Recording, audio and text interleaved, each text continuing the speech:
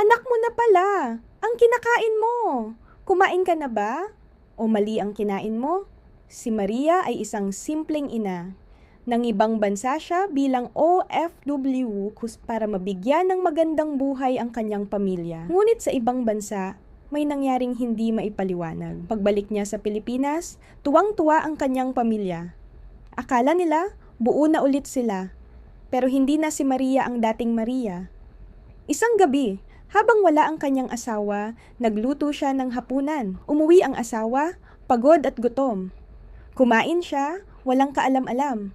Hanggang sa unti-unting mabuo sa isip niya ang isang nakakatakot na katotohanan. Ang mga anak nila, sa sobrang galit at takot, hinarap niya si Maria. Pero sa gitna ng dilim, nakatakas siya at si Maria ay naglaho. Simula noon kumalat ang mga kwento. Isang babaeng gumagala sa gabi. May malamig na tingin, may sugat sa mukha, at may pangalan na bumabagabag sa mga tao.